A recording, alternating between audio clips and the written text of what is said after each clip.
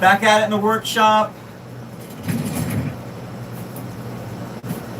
In this live video, I will hopefully do some lacquering of the bores on these shakuhachi over here. I'm going to add some plaster of Paris-like material in this one, and see how that goes. So if you guys want to see something like that, and you know I'm going to have a story at the end, right? I've always got a story at the end. So stick around. Just hang out with me in the workshop, and talk story. So I was getting ready to lacquer these shakuhachi. They were sounding pretty good. I did some bore work on actually all three of these. This is the 1.8 non-root end.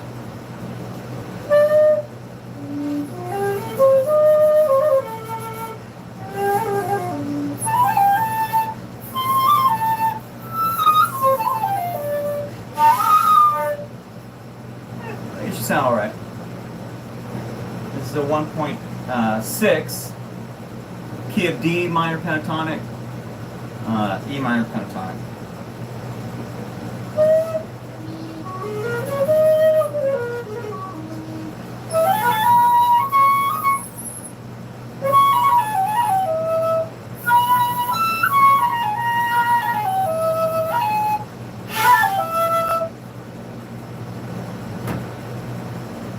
I think it plays better than I do. And this one, obviously root end, it's 1.8.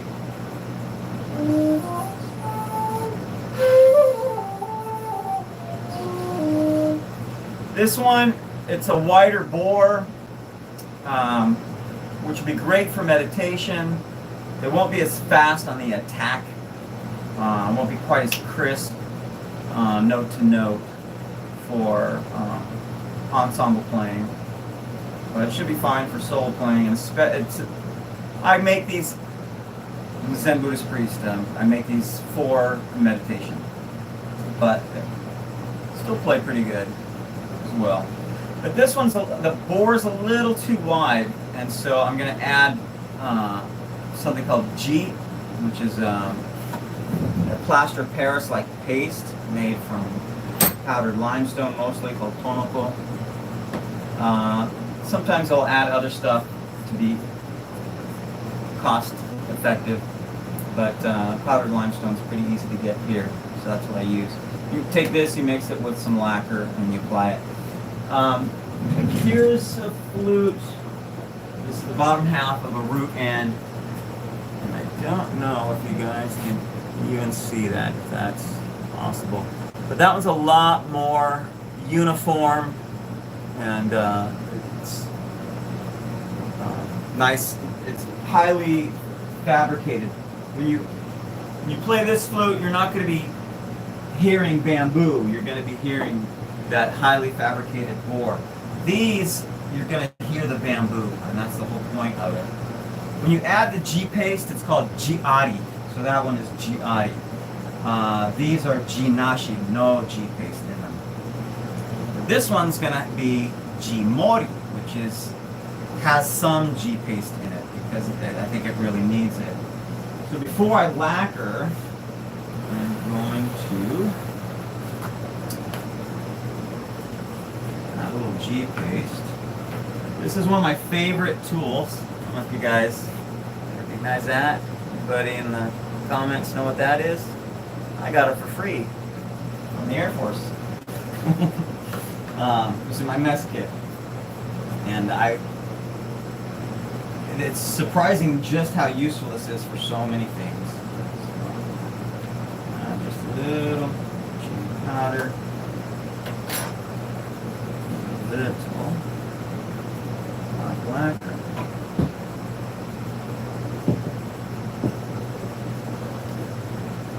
Oh, Jesus. Oh, there we go.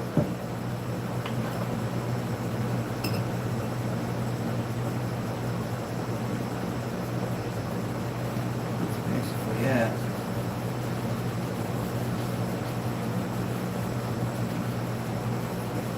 I like these paper plates because they're so convenient. I had a favorite little tea saucer, and that worked great. And then in the move a couple years ago, not about a year and a half ago, I moved from Southern California to Central California. It's about 450 miles. And I left a lot of stuff. That little plate I was going to take with me, but it broke on me. It broke when I was getting ready. A lot of the tools that I use are handmade. A lot of shakuhachi shokunin are that way. So when you're shaping the board, you'll use like these little sanding sticks, which is just a roll of sandpaper. And they come in these rolls, and I just glue them onto a stick. They last quite a long time, and I have them in different grits and different sizes. Let's see if I can pan down so you guys can see. Got to trying to have better lighting in here, so I got this ring light on there. Let's see if that'll work. I don't know if you guys can see that down there, but I have a selection of the same thing where I have different grits on these sticks. They work quite well. Round files, just a scrap piece of bamboo, and literally a branch from the backyard. The handle works great. It also has, it's called shibui, which is beauty close to nature. This is a long lacquer applicator, and then I have smaller ones here. I rarely use the longer ones just because I rarely make the big bass flutes anymore. So these shorter ones work just fine. Just a scrap piece of bamboo that works great for lacquer application. Another thing I got down here is this thing, which is just a piece of 1/2-inch conduit. And I tape on this side just so I know which one is sharp. This side is sharpened on the inside so that when I am the inner nodes here are called fushi, and when I am clearing those out, it starts with this conduit here. It works great. I used to use these. I still do occasionally, right? These long drill bits, but sometimes they can split that in there, and it's just I think it's less stress on the bamboo to use this.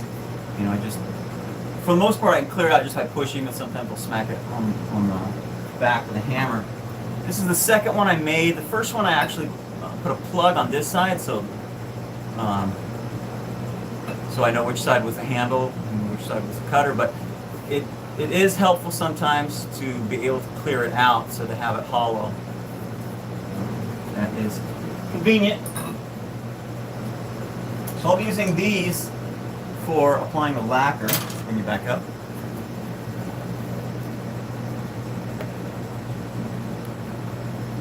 About like that. Even like that. What do you think? There we go. So these will be for applying the lacquer. This will be for applying the G paste. Again, just pieces of split bamboo that are shaped. A lot of custom tools when you're making shakuhachi.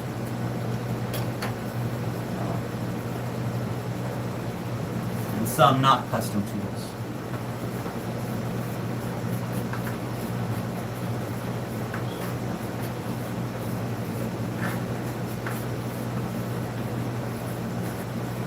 So this one here is going to have little G in the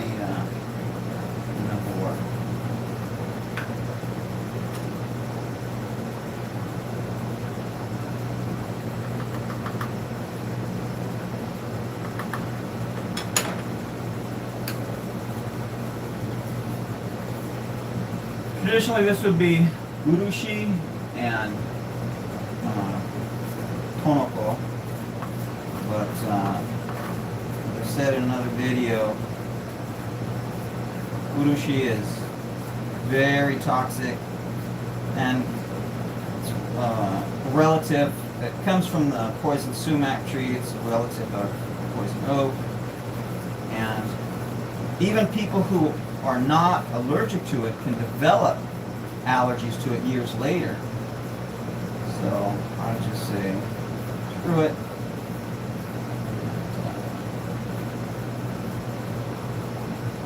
Use regular lacquer. That should do it. You'll be able to see this isn't much, right? It really doesn't take that much. It's just a little bit.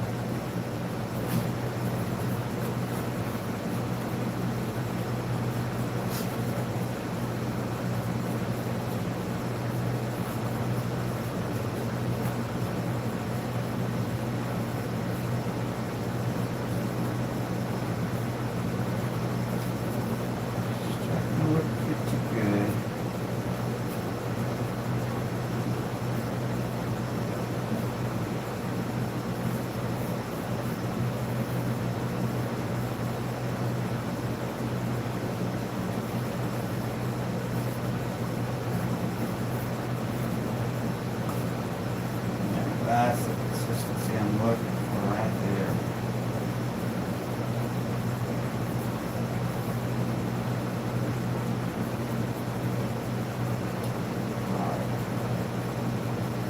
I learned years ago not to have too much lacquer, because you think you don't have enough lacquer, and by the time you're done, you've got this big old bowl of, you got to keep adding G powder, and then you look at it and you're like, oh, well, now I need to add lacquer, or now I need to add G powder. And it's this huge, huge bowl of G paste that you're never going to use.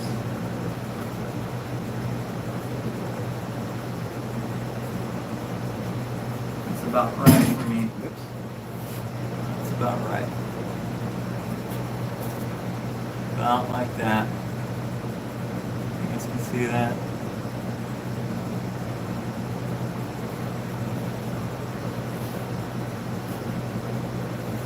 Okay. Let's. Can't make an improvement. Don't make a difference. Make an improvement. Hitler made a difference. Instead, make an improvement.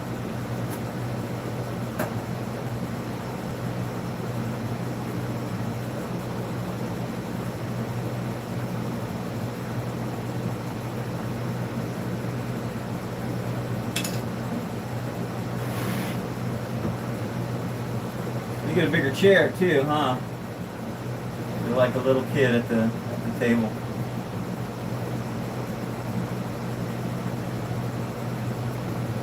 I'm gonna switch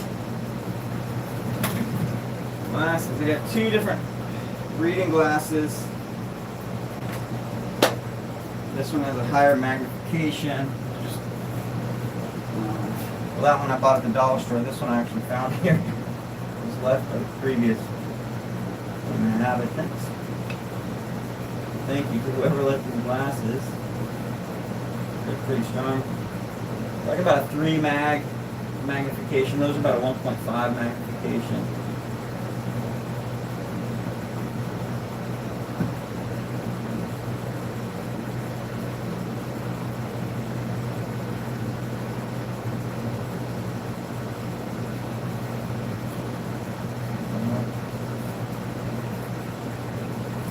Like I've said in other videos, I think one of the great benefits of YouTube is the dissemination of information. Where before you might have to travel a long way, maybe even to another country, in order to hang out in someone's shop and pick up some pointers. Now you can just pop in on YouTube, you can go anywhere in the world, Alright, from the comfort of your bathroom, probably.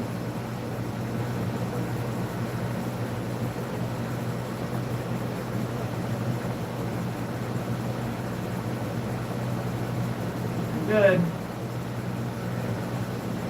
So that's one of the things that I got to do. I got to hang out in the shops of the different masters. Picked up a lot of tips. Just watching and listening, just being a fly on the wall. So I thought these live videos might do the same thing for somebody, just be a fly on the wall. But everyone has different style of crafting. And while some people will say, oh, there's only one way to do things, if you've been on YouTube for any length of time, you know that's BS. A lot of different ways to do things.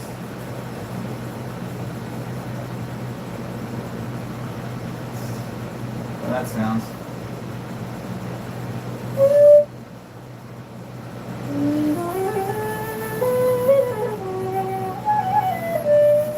Wow.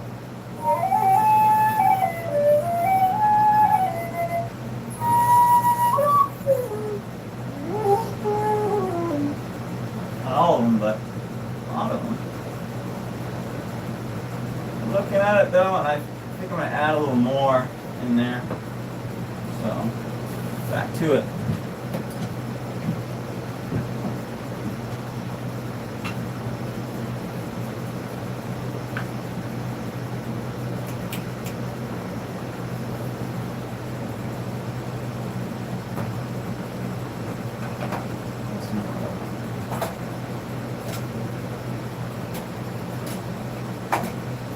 That's what I want.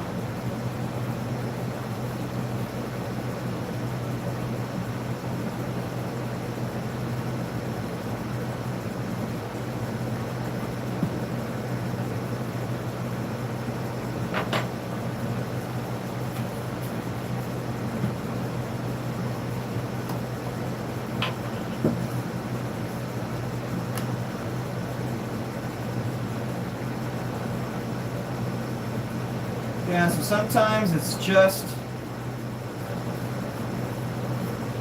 nothing spectacular. These live videos, just hanging out in the workshop.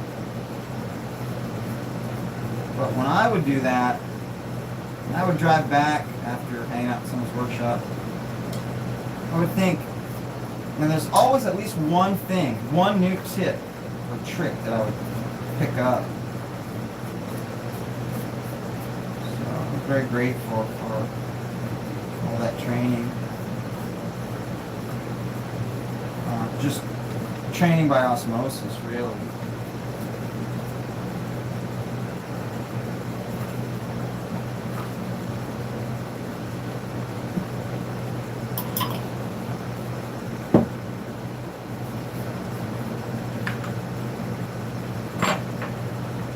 So my workshop is set up pretty flexible, so that I can make a variety of things. Lately I've been making a lot of flutes. I've been making flutes for decades. I make a handful of other things. At some point you'll see those too. But right now I'm kitted up and tooled up for this. And if you're just getting into woodworking, whatever you're doing, my recommendation is to sit and think about what would you want to make, and then get your workshop kitted up and tooled up to make that thing. And, once you get that down, you usually don't get bored until you get that down. Once you get that down, that's when you think, what if I can make this? What would I need to make this? Do I need any other tools? Do I have enough tools to make that? You may find that with some very basic tools, a lot you can make yourself. Bamboo, sticks, glued on Sandpaper. You don't need a lot of tools. For flute making, my biggest tool, the heart of my workshop is this vise. I've said it before. It's a machinist swivel vise turned on its side, and for holding rounds, I mean, you can hold square stock up, you know, up to a couple feet, and it's rock solid. It just does not move at all. But it's great for holding round stock, and just the fact that you can do this. It can also swivel up this way, and so the jaws are like this. But 99% of the time, it's like this. But that's, for me, like one of the biggest expenses. This is a Harbor Freight machinist vise. My old workshop, I had the same thing, and the vise was 30 years old. I gave it away. So I would just, it was a beater. I can't believe how long the tools last, really. I mean, 30 years and just beating the hell out of it day in and day out. But I paid $59 for it, I think, 30 years ago. And then at Harbor Freight, now these are $79. But I didn't even, do it on purpose, but there was some kind of 40% deal. It's like a Memorial Day holiday or something. So this was like $57 out the door. So it was like if you time it right, 30 years, no inflation. But yeah, not too much of an investment. My table is a couple pieces of 3/4 inch MDF on 2x4s. It's probably $30 worth of material. Well, probably $20 worth of 2x4s nowadays, and whatever a sheet of MDF goes for them. It's like this is 5 feet by 2 feet, so a little more than half a sheet of MDF. So not that expensive to get into. The issued knife for my mess kit. Just a lot of the tools I make by hand. This is my ikigaeshi that I made from an old needle file. Right, when they're worn out, I repurpose them. So you can make quite a bit with very limited budgets, very limited space. This is 8 feet by 8 feet by 12 feet outside diameter. Inside diameter is like 7.5 by 11.5. And I'm not going to outgrow this.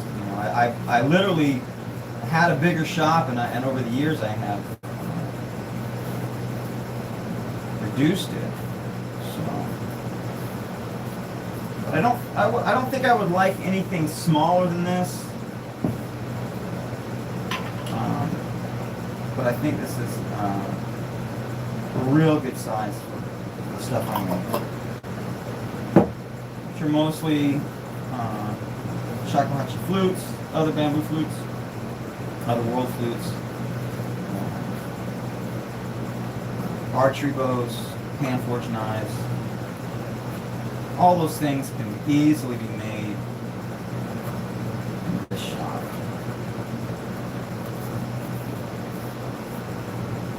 With a minimal investment in tools. Your investment is going to be in, see, here I go again, to add a little, I thought I didn't have enough. Adding.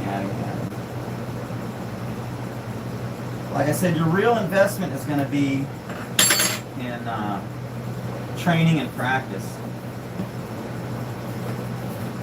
It's really where the investment is. It's not in the tools. You can't buy your way into skill. How's that for some Zen wisdom? You can't buy your way into skill. We're going like that. What do you think, guys? A little better?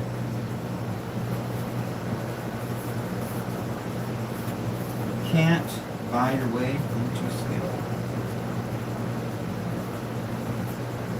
Just like you can't have someone else do push-ups for you. You gotta do the push-ups.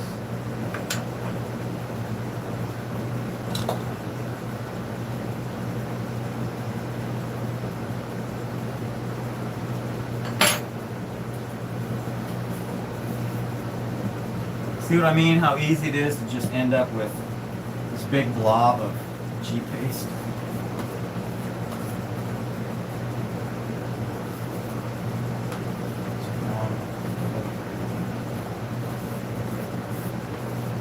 It's very inexpensive. If you use urushi, it's expensive, or a little expensive. But more than that, it's toxic. A little bit of lacquer, Israeli lacquer, and powdered limestone. You can buy a bag of powdered limestone for $8. You make giatti flutes, every day, all day. It'll take you a decade to use all that.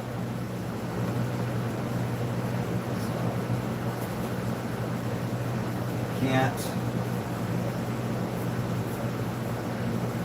buy skill.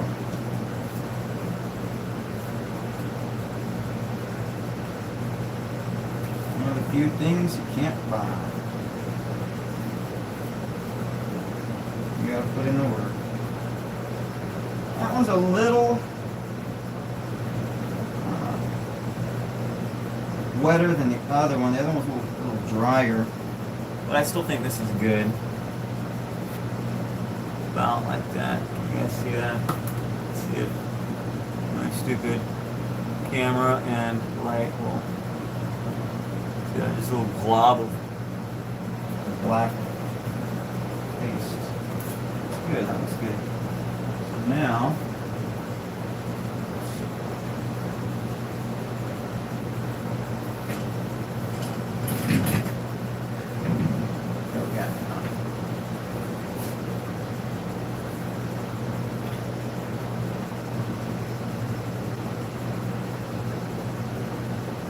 kind of like building a ship in a bottle. If the bottle isn't see-through, I think that's a great analogy. It's like building a ship in a bottle if the bottle isn't see-through.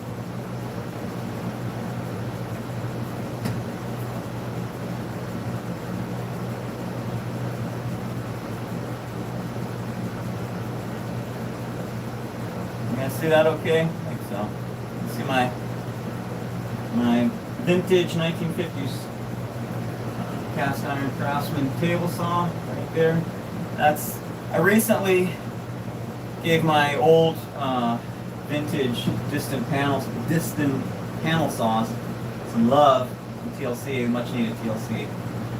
Table saws on the list of to do, but again,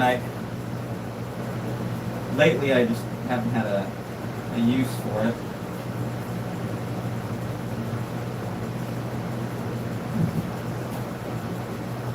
You.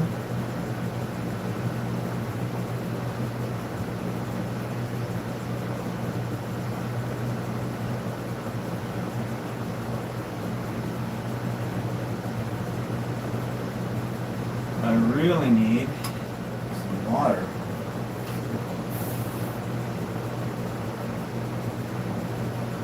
What that, guys? Need some water. Yeah.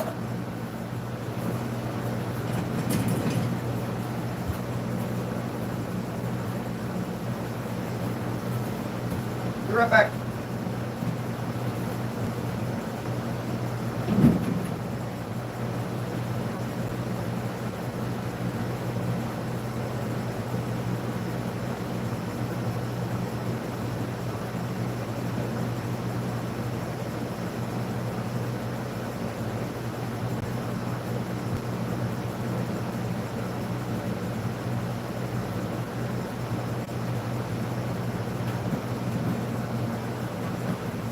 Do it.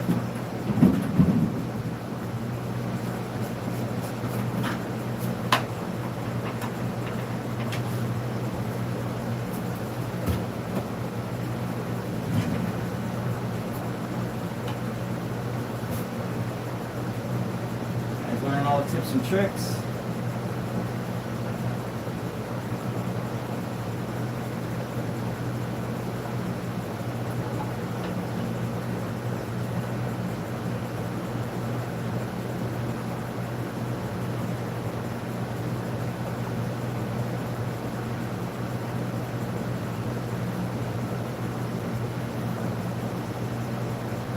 Getting there. Much more left.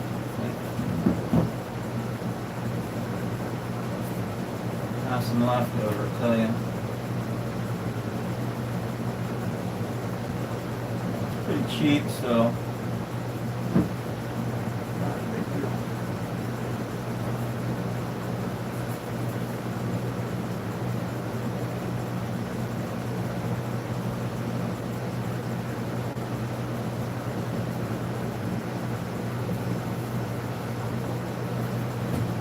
Here.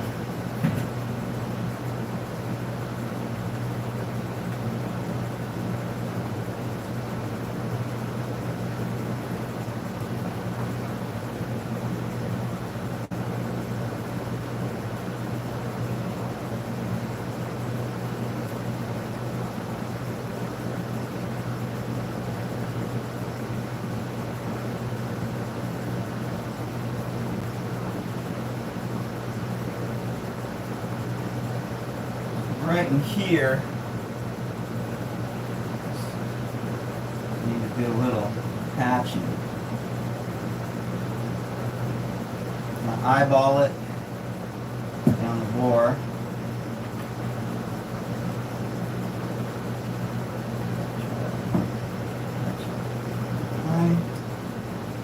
The water's not working. So let's see if this will help.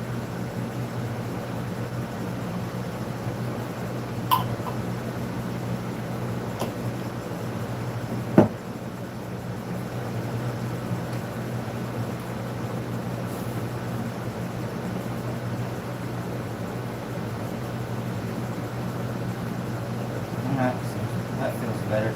After a while, you get a feel for it. Like I said, you can't buy the skill. You can't buy that feeling. It's just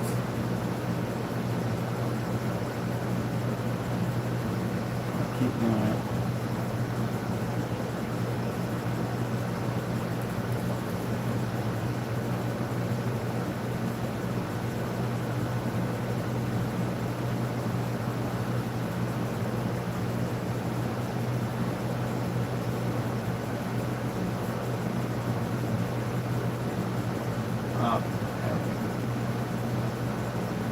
Pretty good. A little more, we'll test it out.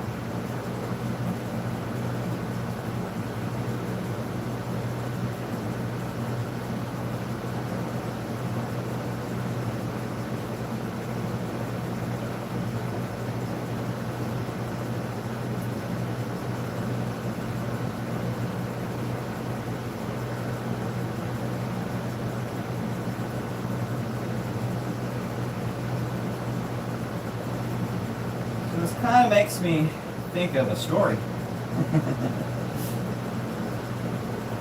Doesn't it always? You know, I think of a story. So, the 1500s in Japan, there was this samurai named Tsukahara Bokuden. Tsukahara Bokuden was a pretty famous samurai at the time. But a few interesting stories of his childhood.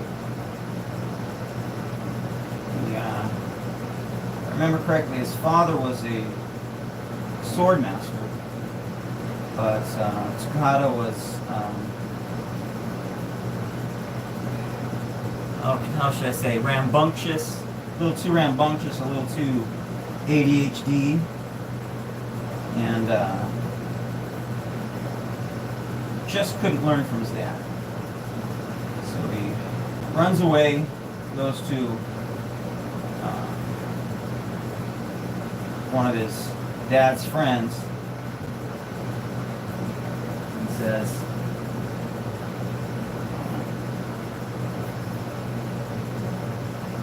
can you teach me to fight? Can you teach me how to use a sword? And his friend, who's also a sword master, says, your father's a sword master, equal to me. Why don't you learn from him? Oh, he won't teach me. Some kind of BS excuse. Will you teach me? He says, okay. And so Tsukahara says, well, how long is it going to take? And sword master, friend of his dad, says, well, if you really apply yourself, work hard every day, you should be able to get mastery in about 5 years. 5 years? What if I work twice as hard as everybody else? And train twice as long, twice as everything? To which the sword master says, well, then it's going to take at least 10 years. And, the point was, there's no rushing it. There's no buying skill. There's no rushing the skill. No shortcuts.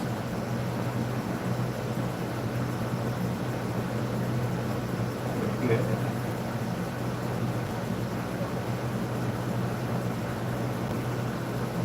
So eventually, Tsukahara Bokuden becomes a master. He was famous for traveling at his height. He was very popular. He would travel with an entourage of 100 samurai. He was like Elvis. And then when he was a master, he had someone come to him and ask to learn. So I said, okay, you have to do everything I say. And he, without question, pupil, who was admittedly more patient than Bokuden was as a child. It's fine, I'll do whatever it takes. You're famous Tsukahara Bokuden. It'd be an honor to learn from you. I follow all the orders. He says, okay. So he has the kid. And this was, if you've seen Karate Kid, I believe that they took a lot from this story of Tsukahara Bokuden. Tsukahara Bokuden says, okay, so you get up every morning, you're going to clean and you're going to cook, all of that.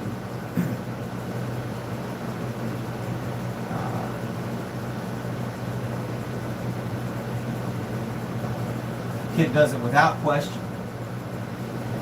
So he knows, oh, this is all just a test. Bokuden Sensei is testing. Follow orders. So he does. He cooks and he cleans, and that's all he does. He just does the washing and the laundry, and he's just a gopher for Tsukahara Bokuden. He's doing this for like a year and a half. He doesn't say anything, but he's starting to think to himself, is this a scam? Is this really, is he really as good as everyone says he is? And is he just scamming me just to get free help? And as he's thinking that, doing the cooking, Bokuden comes up with a skinny bamboo stick, alright, and comes up behind him and just starts beating the crap out of the kid. The kid is screaming, please stop hitting me, and Bokuden ignores him, just wailing on him with this little skinny bamboo stick. So the kid somehow scrambles, crawls outside, and hides under the front porch. Bokuden doesn't say a word, and he just closes the door on the kid. After a while, the kid comes back, scared crapless. He's like, what was that? What the heck was that? But then he thinks, well, maybe this is a test. Maybe it's, training. You're finally getting into the training. So he starts cleaning again and cooking, but now he's starting to look over his shoulder. And now he's like, he doesn't know what's going to happen next. So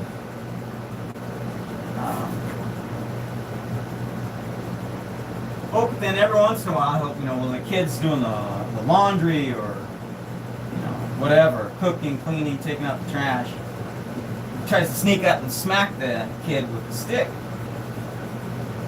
And the kid gets hit quite a bit in the beginning, but after a while, he learns, to keep one eye on his chores and one eye on Tsukahara Bokuden.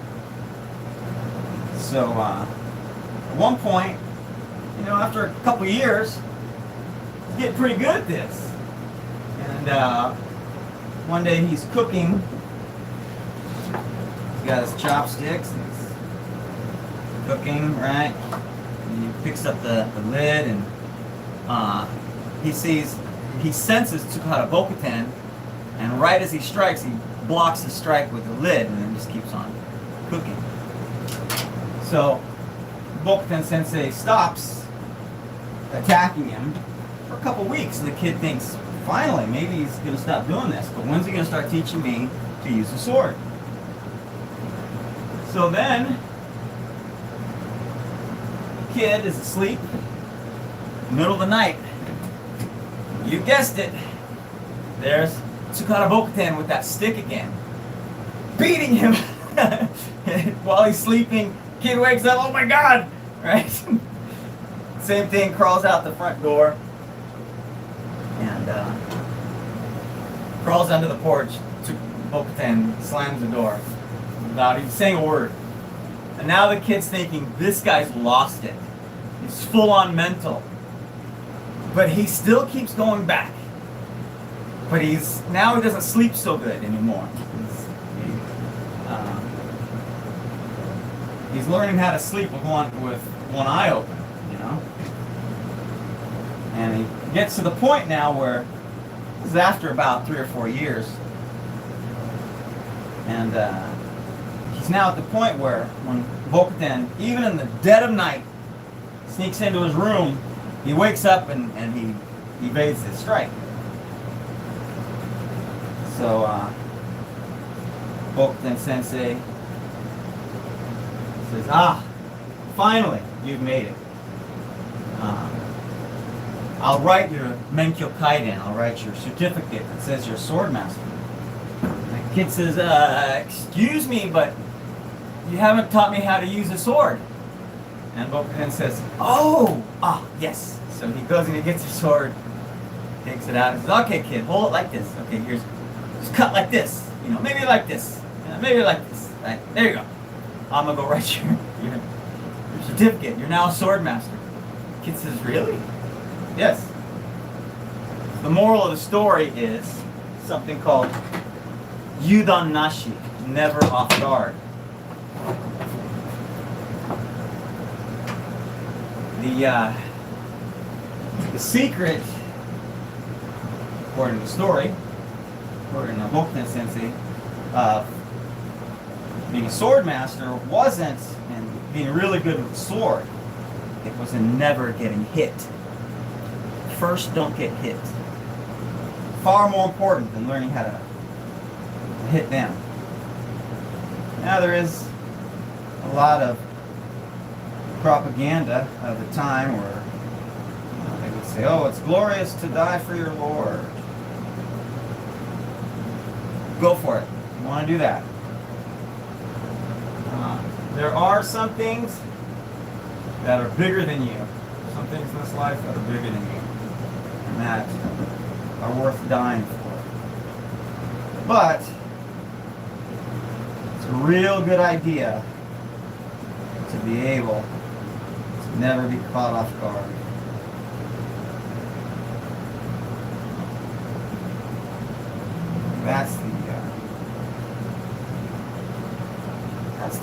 lesson. What do you guys think?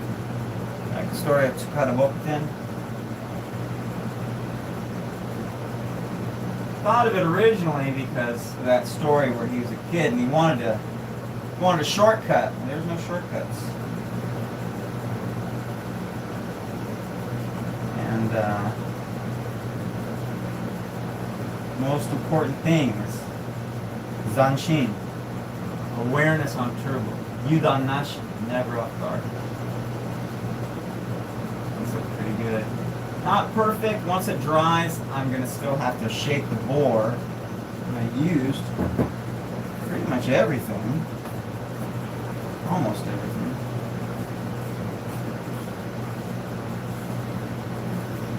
No, I didn't. I still got a little bit left, but not bad. Let's see how it sounds.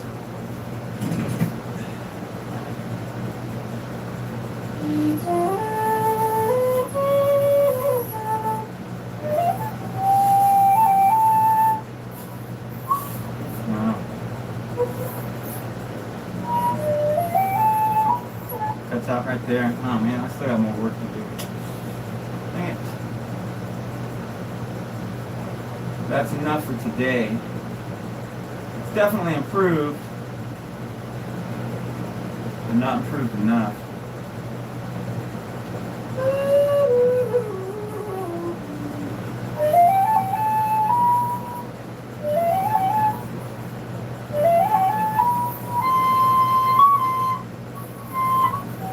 Get it with an alternate fingering, but not happy with it. Good enough for now. Alright, let's turn our attention to the next thing. Don't need G-paste anymore. We'll need some lacquer. And I wonder.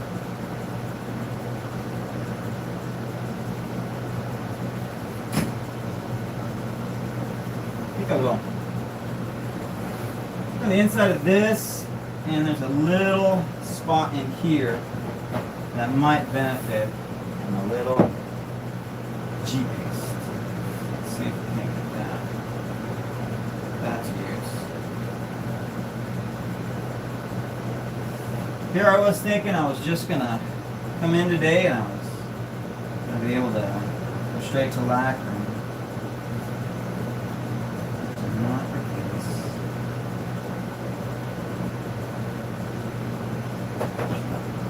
It.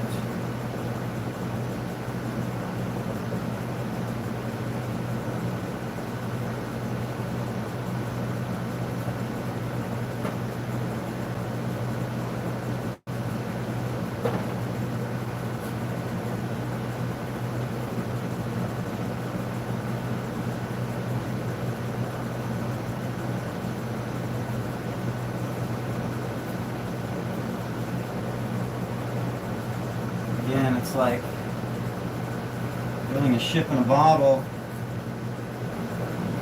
You can't see, and the bottle doesn't see.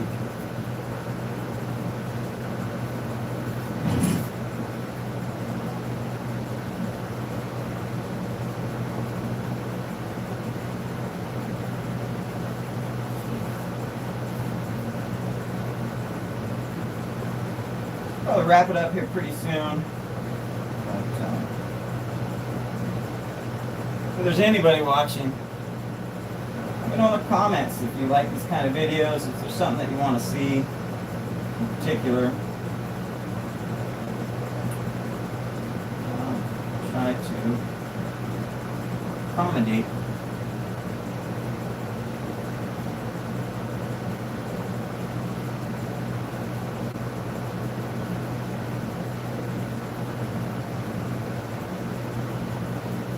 Let me know if you're of the same mind as me, where I'm thinking I used to benefit from hanging out in other people's workshops and just being a fly on the wall while they work, pay attention to their stories and their taijutsu, their technique, and as well as just their setup. I used to take note of just their layout and think, why do they have it here? Why do they have this there?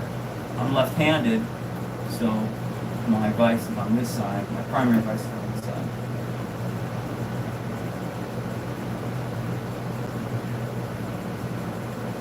If you're right-handed, you may, different things may be in different places.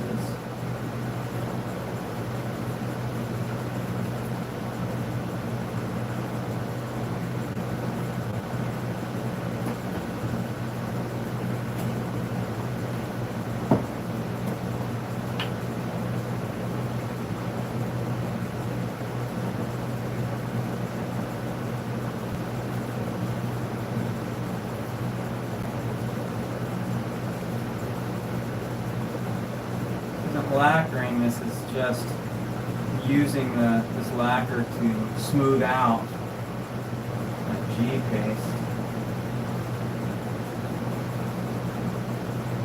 That's fine.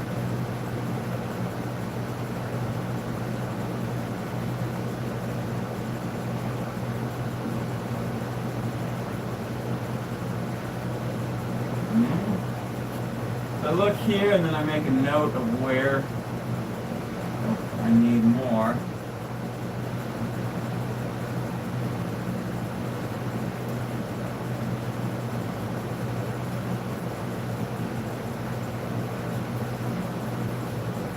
Well, that works.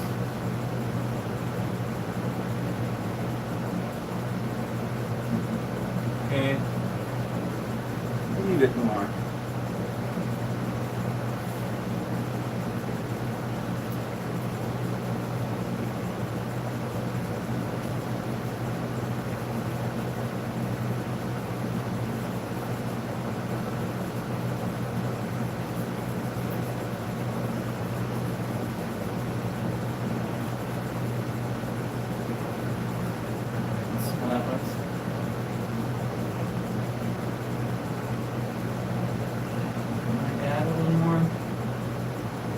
Sounds.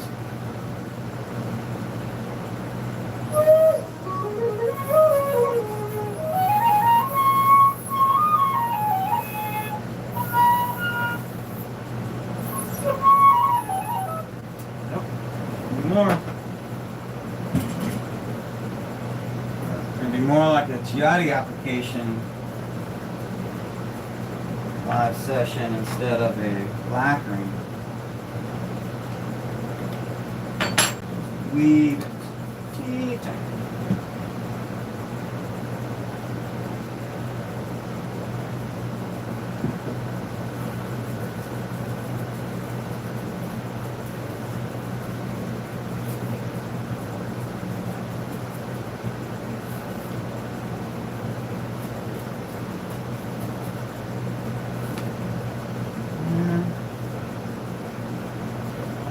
Don't want to do that. That's one reason why I don't have a super nice workbench. Because I would cry if I spilled lacquer on it or anything like that. For this one, screw it, it's just MDF. Grab another piece of MDF, throw it on.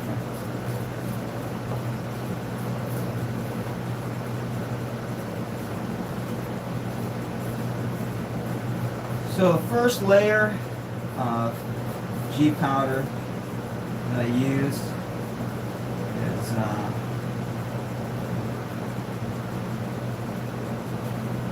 has consistency almost like dough, but depending on where it's going, a lot of factors, I'll adjust the moisture content of it in order to get it in a position or to build up on the first layers. If I need to go 2 or 3 layers, or 1 or 2 layers after the initial, then I will. Those second and third layers are usually much wetter.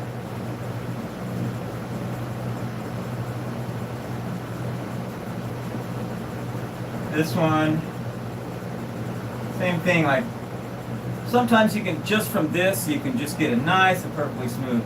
Other times, just the way it is, you gotta wait and let it dry and come back with the round file. This one looks like it's gonna be bad. Maybe, we'll see. We'll see how this goes.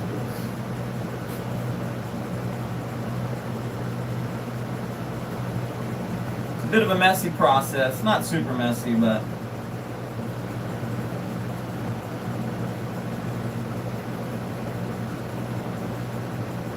definitely an involved process. There's quite a bit. A few things to do.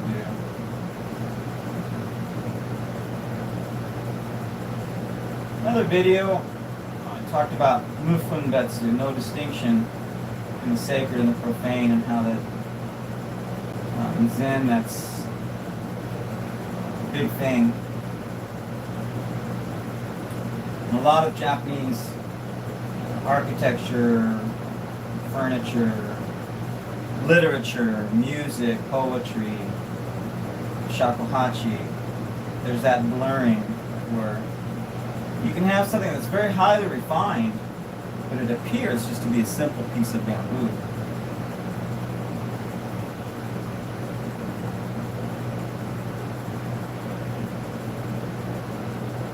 That's all on purpose. It's intentional.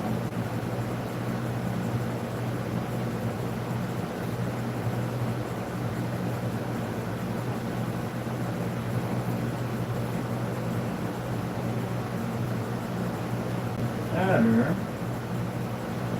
Not good enough.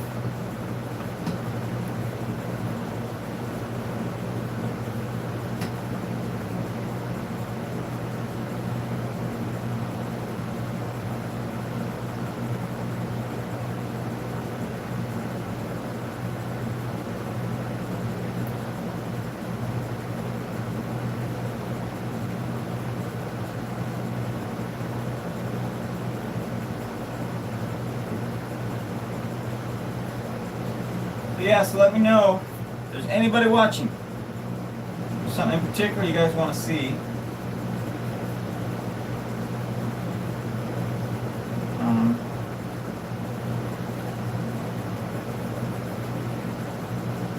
Say it over and over again. I think that's a great benefit of YouTube. You can use it to just watch celebrities, you know, really highly polished productions,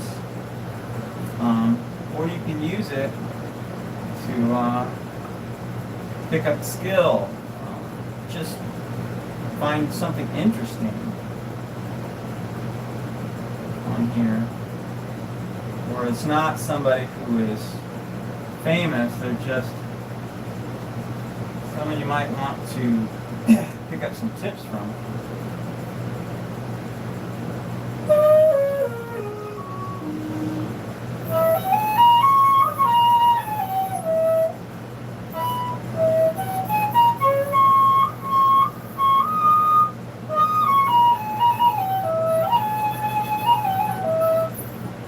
I think once it's dry, I'll clean up the lacquer in this one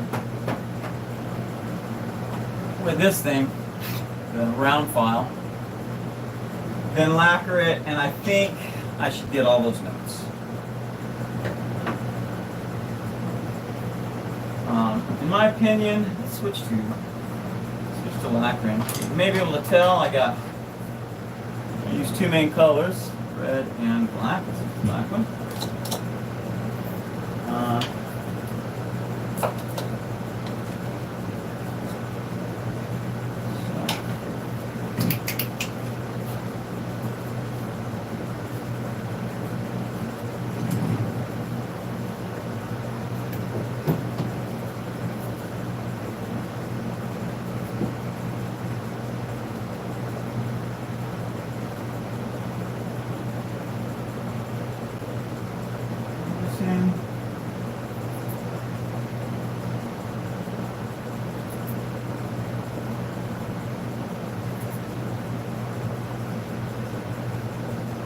Pigs.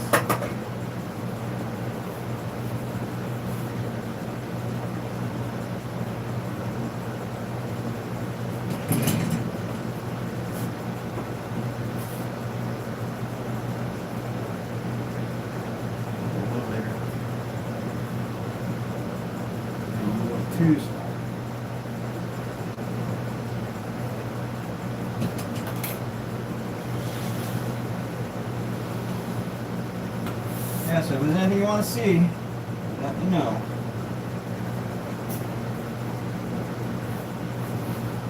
I remember when I would go hang out at people's shops, picked up quite a bit just from being a fly on the wall. So that's my intent with this.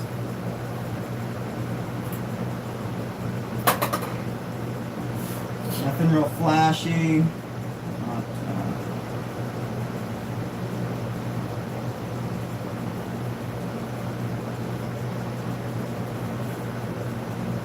Not super entertaining. A couple of stories now and then, but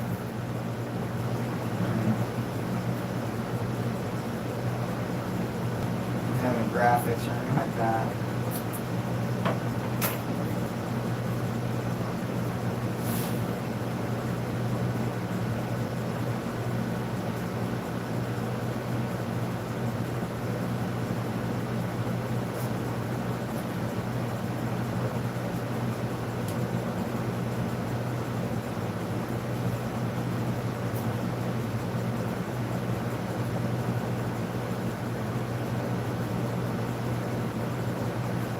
Sometimes I'll use these brushes. Usually what I'll do is I'll get the really fine ones. See that? It's super fine. And I'll use that for touching up inside the sound holes, phone holes. For the most part, that's my favorite way of making a brush for the inside of the back of the inside of the shakuhachi.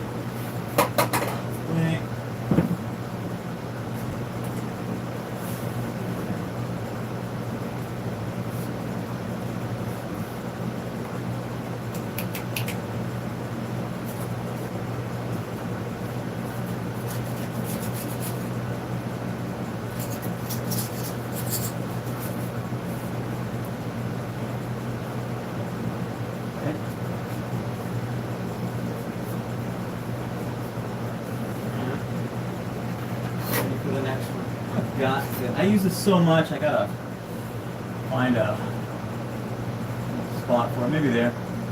Look at that.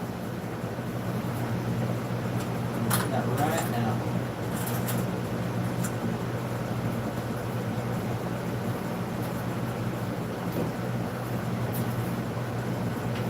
That thing gets used so much.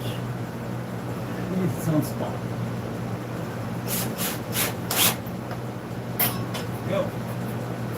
Problem solved.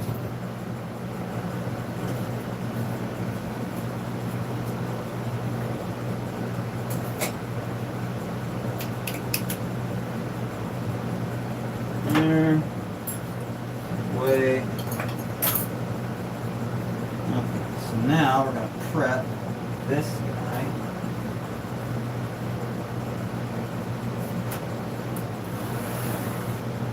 This is one of my favorite tools, one of my most used tools. Of course, I made it. See that? It is just a board with a couple of screws, actually just one screw on each side. No, 2 screws on each side. And got a little piece of leather on each side. And it's open in the middle here. I've got a little piece of leather here because I used to use a clamp and clamp it. You might be able to see the marks from the clamp. Sometimes I would screw it down to stop. I just used and abused it. See that piece of leather? Alright. Piece of leather there. Pieces of leather there. Pull back. This thing is probably 30 years old. Maybe older. Still used constantly. It's on my desk, my workbench all the time.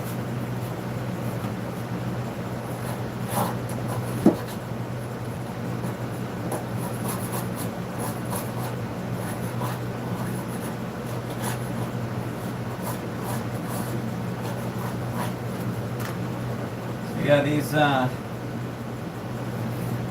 paper plates, very handy. There we go, good enough.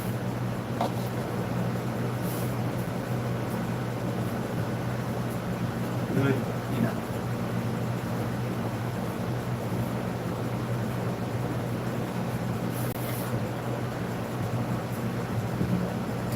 Blue painter's tape. Great for plugging the holes, some holes, while you are lacquering the bore. This one should be good. I don't think it needs any more work. Just more.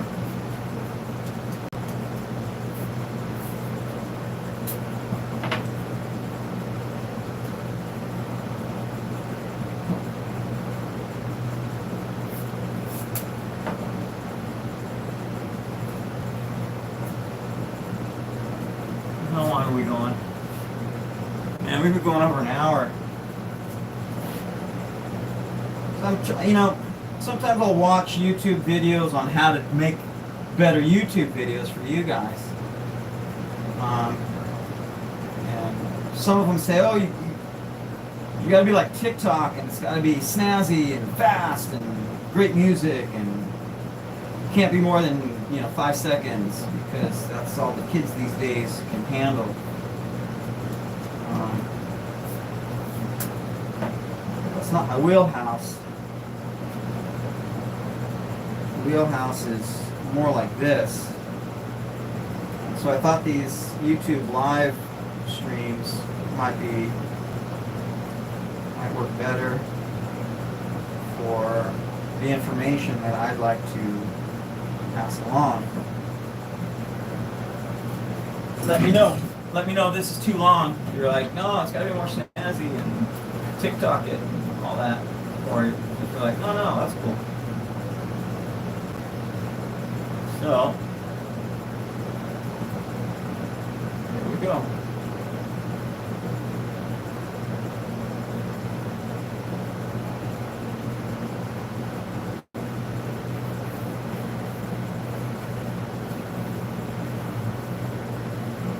So when I make these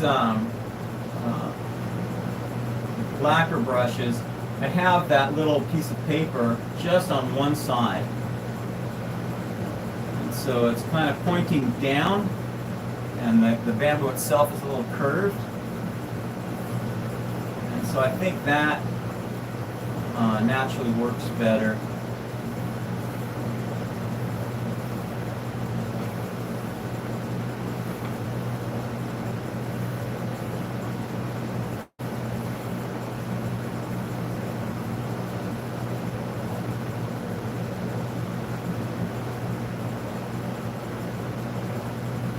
Yeah, so you don't need a lot of money to get started. Just think about what you'd like to make.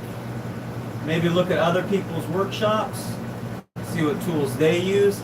Watch out for those corporate shills, because there's no offense to some of them, but they just want to sell you that $5,000 Powermatic table saw or the $5,000 saw stock table saw, when you're like, I don't need a table saw. I don't make anything with the table saw. Why do I need to spend, $5 grand just on that? And then some will do the affiliate marketing, and they're like, oh, you have to have the exact same product that I use, because I make money every time you buy it off, when you click the link. Be careful for that, but my recommendation is to observe how other, stuff you want to get into, observe how other people set up their shop. That doesn't mean you have to set your shop up that way, just, get some ideas from them.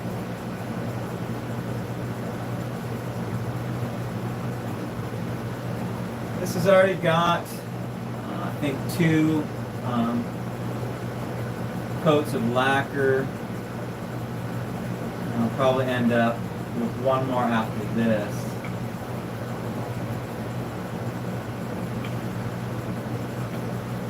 I think it's better to build it up thin. Takes longer, but I think it sounds better. It's sounding better. And that you don't get any weird variation in the sound. Same thing, it's like building a ship in a bottle when the bottle isn't see-through. You gotta apply it and then look for some spots, a couple spots.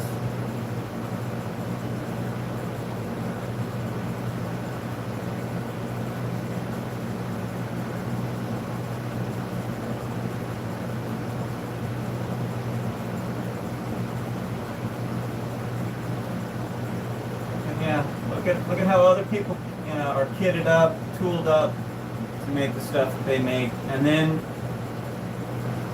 employ some critical thinking skills. Is this? Do I want to set it up this way? Would this work for me? I'm left-handed, he's right-handed. Does that change things? Or he's left-handed, I'm right-handed. Does that change things?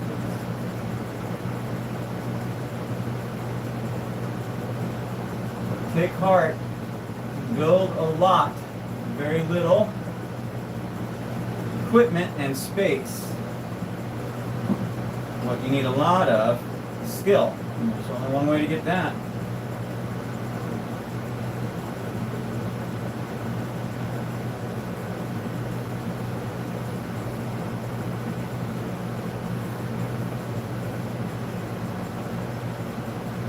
A lot of disciplines. Classical Asian martial arts, no different. It's about 10% theory at most and 90% practice. 90% training. It's an old saying in Budo that there are only 3 secrets in the martial arts. They cannot be put into words, but I can tell you where to find them. The first secret of martial arts is found in daily training. Likewise, the second secret of martial arts is found in daily training. But what a lot of people don't realize is that the third secret of martial arts is found in daily training. I think that applies to a lot of things. The secrets are found in daily training. Get the theory, and then start training, start practicing. Someone's going to show you how to do a push-up. That's not where the benefit is it? Then once you're shown how to do a push-up, and get cracking.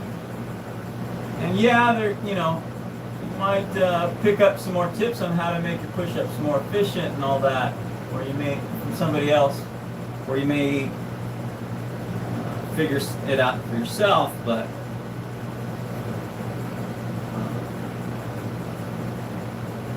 most of your benefits are going to come through daily training.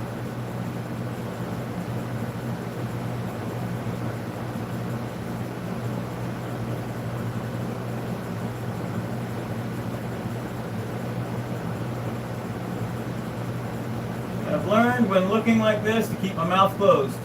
You guess why?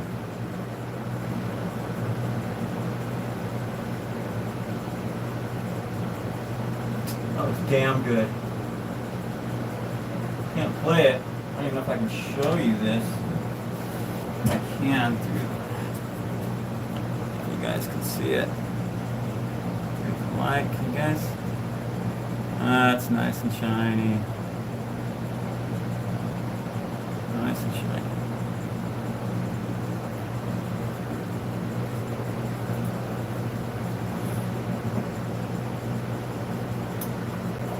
Not that good.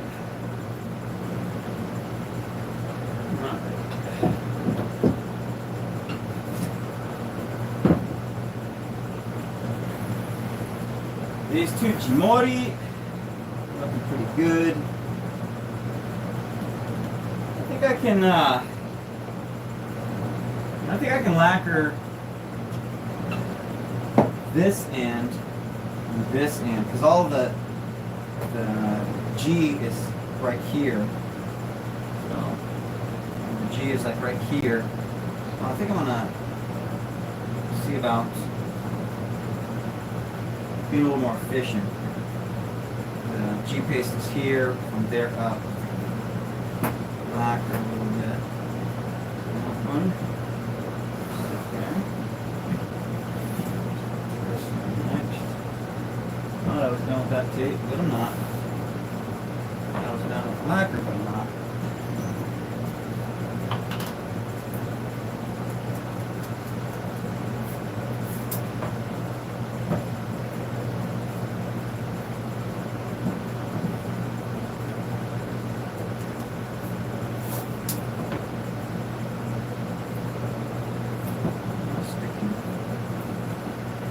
So I put boiled linseed oil on these. I don't think it's quite dry enough, so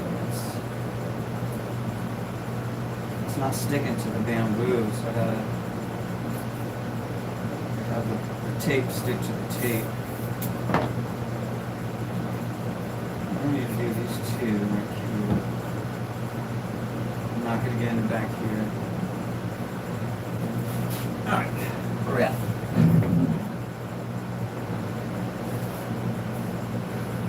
I know the view's not great, the lighting's not great, sound isn't great,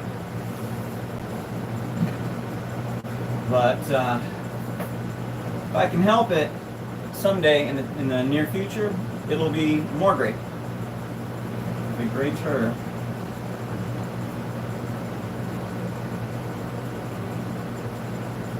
So this one has what's called an ikigaeshi, which is means breath return. Little piece of the node right here called the fushi that's left in there. Kind of improve back pressure. Some say it's not necessary. But that made me think of another story. You guys want to hear it?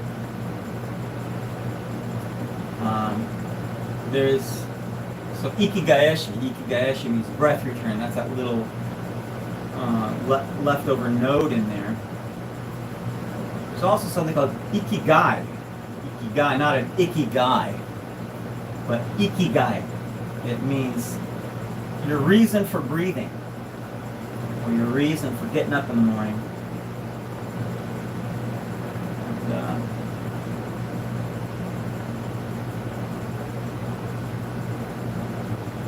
basically, everybody needs a reason to wake up in the morning.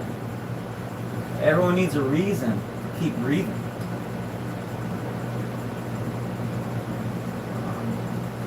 In Japan, a lot of you, I'm sure, have seen the Zen gardens with the pond where they have the really beautiful, colorful fish called koi. Koi are a type of carp, and carp, samurai revered the carp.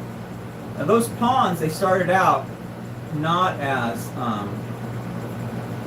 decoration. They started out as like chicken coops. Right? You had a pond in the backyard full of carp, and that was your chicken coop. You can go in there and get a fresh carp to eat. Carp are very hardy. You can have the pond completely freeze over in the wintertime, and you'll still see the carp swimming underneath. And then when it thaws out, they seem to be none the worse for wear.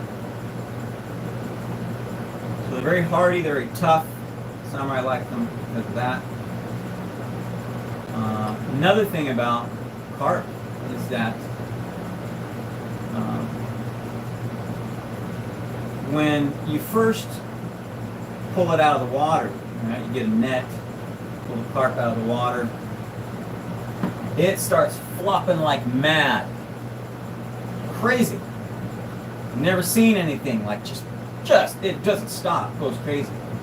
But the second you take that carp and you put it onto a chopping block to cut the head off, it stops.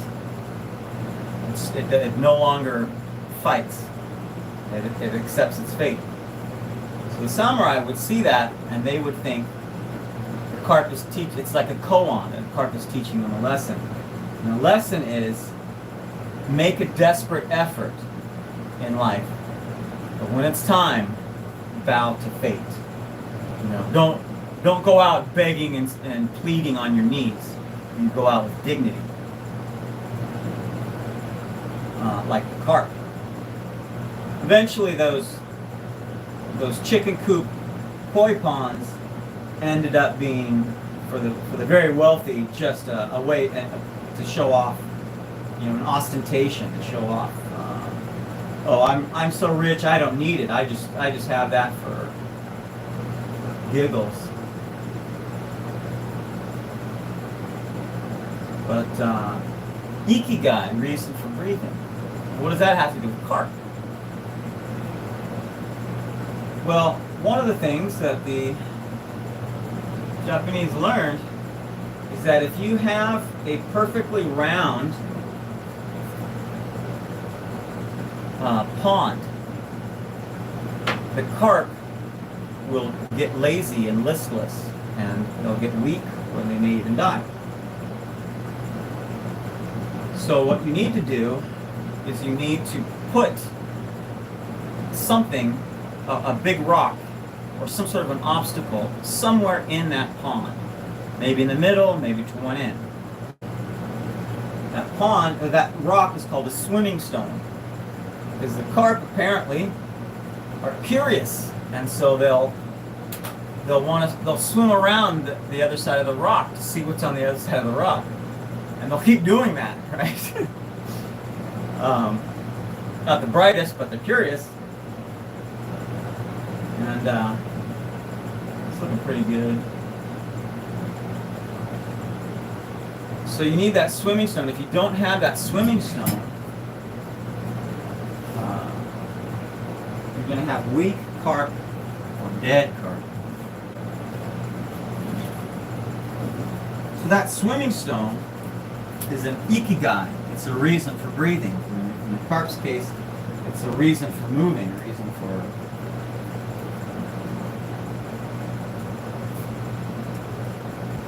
exercise, to keep on going. And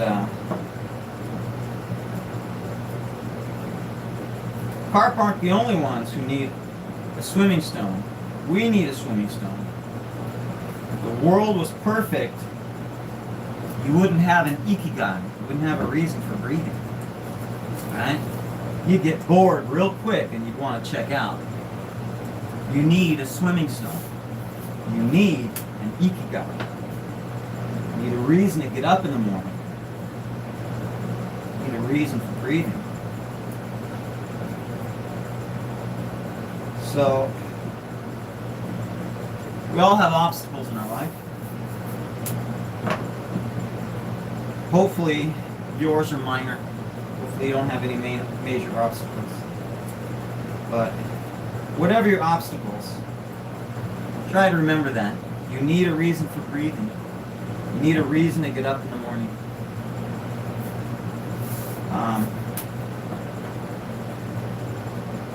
Another lifetime, it seems, I was in the Air Force, and I was also in law enforcement in LA County.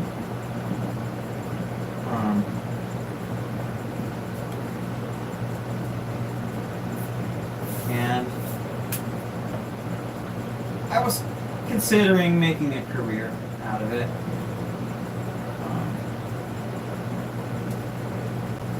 I think I wisely decided not to. Grateful for my experiences, but I'm glad I'm out.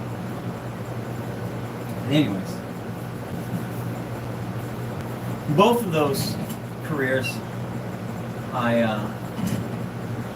occasionally would talk to some of the old timers, short timers they call them, and they'd say, yeah, another 2 months and I'm out. I'm like, oh, Sergeant so-and-so, what are you going to do? And they're like, I'm going to do nothing. I got my pension, I'm retired, I'm going to go fishing every day, I'm going to live the life. And I thought, damn, I want that. I want to do that. And then a couple years later, someone would say, oh, you hear Sergeant so-and-so, he passed away. What? He was 48? Or he was 52? What the hell? And like, yeah, Or you'll see Sergeant so-and-so as a Walmart greeter. And I'd be like, Sergeant so-and-so, dude, you're rich. Like, I've seen your house. You know, you got a fat pension. What are you doing? You know, you don't need to work here at McDonald's. Of all things, or Walmart, of all things, you know, being a greeter. And, you know, he'd shrug his shoulders and he'd go, oh, I need to get out of the house. Wife's driving me crazy. He needed an ikigai.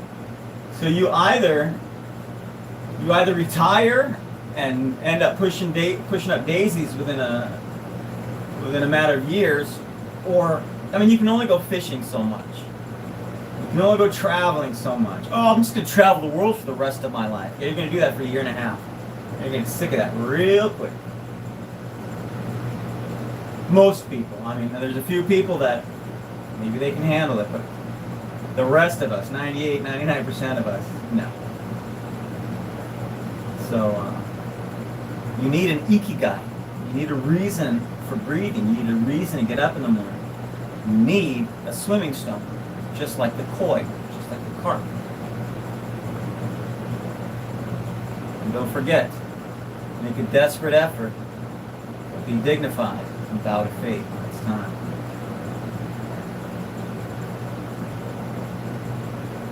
That was pretty good. All that good.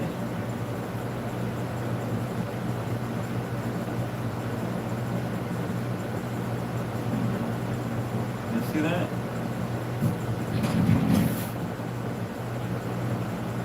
That was pretty good.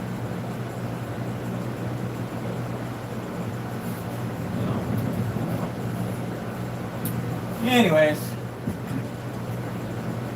I think we're gonna call it there. Call that a cool live stream. Hopefully you guys enjoyed time hanging out in my shop. Hope you learned something. Had a good story or two.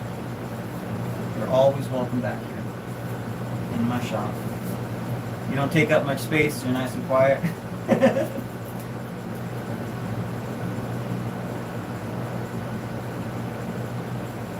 You're always welcome in my shop. There we go. Ready for the next one.